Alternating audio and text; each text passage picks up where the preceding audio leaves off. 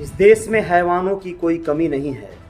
आज भी लोग बेटियों के नाम से चिढ़ते हैं और बेटी के जन्म होने पर इतने दुखी हो जाते हैं कि अस्पताल में ही नर्स के हाथों से अपने गोद में लेकर बेटी को अस्पताल के फर्श पर पटक देते हैं और उनकी मौत हो जाती है। सुना है आप लोगों ने इस तरह की घटना? नमस्कार, आप श्री गंगा न्यूज पर हैं और आप लोगों को मैं बताना चाह रहा हूं कि यह घटना पीलीभीत की है। इतना दुखद पहलू है इस घटना का कि एक वहशी, हत्यारा, दरिंदा प्रवृत्ति का एक आदमी, जो कि अपनी 2 बेटियां पहले उसकी हो चुकी हैं और ये तीसरी बेटी हुई थी। तीसरी बेटी के होने पर वो इतना दुखी हो गया, इतना दुखी हो गया, इतना गमज़दा हो गया कि वह बर्दाश्त ही नहीं कर सका। उसने यह जानने के बाद कि उसे तीसरी बेटी पैदा हो गई है, वो इतना आपा खो दिया कि बस नर्स ने उसे हाथ में दिया क्या बच्ची को, वो फर्श पे पटक दिया। वो घायल हो गई और उसका इलाज के दौरान मृत्यु हो गई है। आप लोगों को बताएं कि इस निर्मम हत्या के बाद प्रसूता जो है, यानी बच्ची को जन्म जिसने दिया था, वो उस माँ का रो रो कर बुरा हाल है। वह अपना शब्द बयां नहीं कर पाती है रोज आंसुओं के आगे।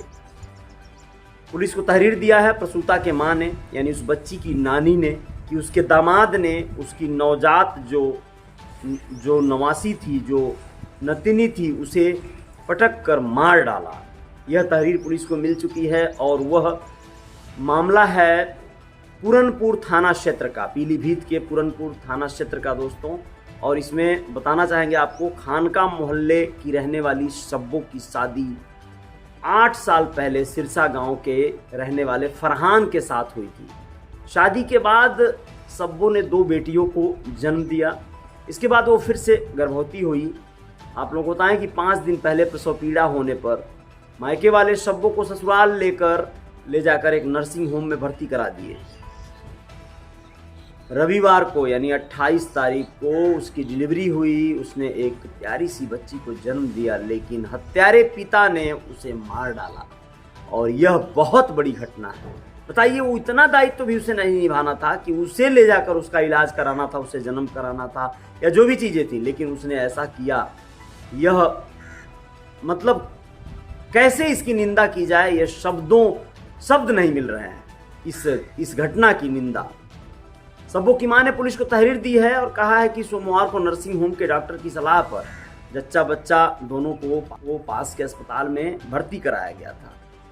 इसके बाद देर शाम फरहान अपनी पत्नी और बच्चे को देखने वहां पहुंचा। इस दौरान फरहान की साली सुनैना नवजात बच्ची को लिए बैठी। उसने फरहान को देखते ही बच्ची उसकी गोद में दे दी।